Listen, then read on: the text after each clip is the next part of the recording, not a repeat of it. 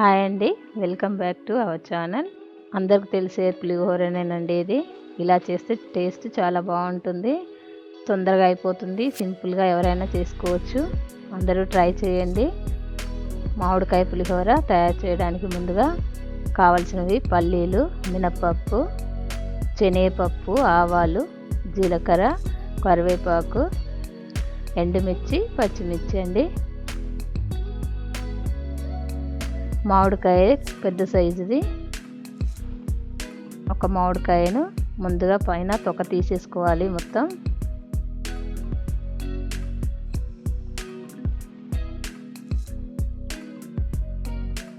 ఎక్కువ పులుపు లేకుండా ఉందండి ఇది. బాగా పుల్లదైతే చిన్న సైజు తీసుకోవాలి.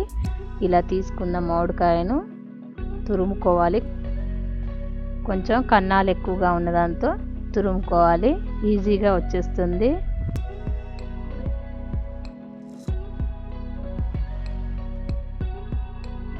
ఇలా తురిమి పక్కన పెట్టేసుకోవాలి మొత్తం.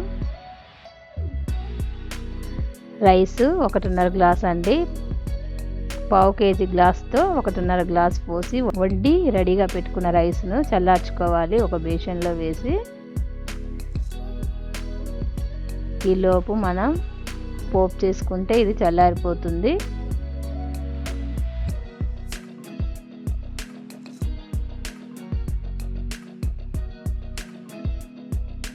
పొడి పొడిగా వండుకుంటే పులిహోర బాగుంటుంది. కడాయి తీసుకొని అరకప్పు నూనె వేసుకోవాలి.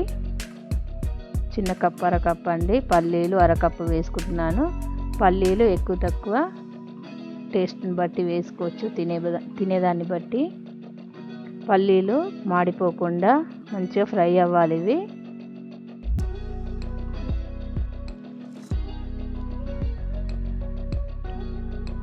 ఇలా నూనెలో ఫ్రై అయిన వాటిని తీసి పక్కన పెట్టేసుకోవాలి.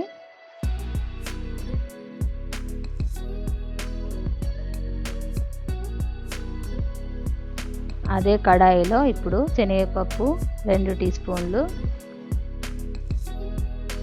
మినపప్పు 2 టీ స్పూన్లు, స్పూను కొంచెం పెద్ద సైజు స్పూన్తో వేసా నేను. ఇవి పప్పులు కొంచెం టైం పడుతుంది వేగడానికి. తర్వాత ఎండుమిర్చి వేసుకోవాలి 4-5.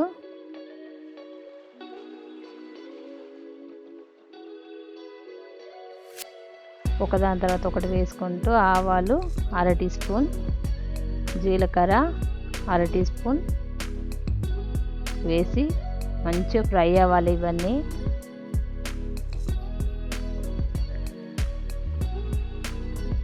పచ్చిమిర్చి 4-5 సన్నగా కట్ చేసుకున్నవి,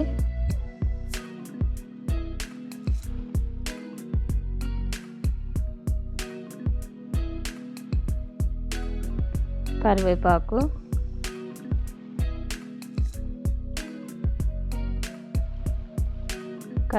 కూడా మంచిగా ఫ్రై అయిన తర్వాత పసుపు వేసుకోవాలి 1/4 టీ స్పూన్.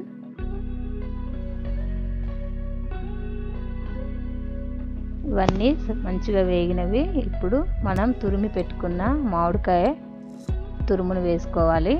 వేసి 2 నిమిషాలు మంచిగా ఫ్రై చేసుకోవాలి. దీన్ని ఎక్కువ ఫ్రై అవసరం లేదు, పచ్చి వాసన పోయేంత వరకు ఫ్రై చేసుకుంటే సరిపోతుంది. సాల్ట్ కొద్దిగా వేసి 2-3 నిమిషాలు ఫ్రై చేసేయాలి.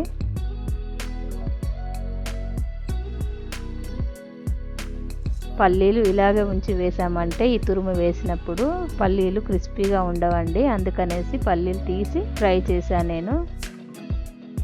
ఇలా రైస్ రెడీగా ఉన్న దాని మీద వేసుకొని పల్లీలు తీసి పక్కన పెట్టుకున్నాం కదా, అవి కూడా వేసుకోవాలి. వేసి రైస్కి అంతా పట్టించేయాలి ఇది.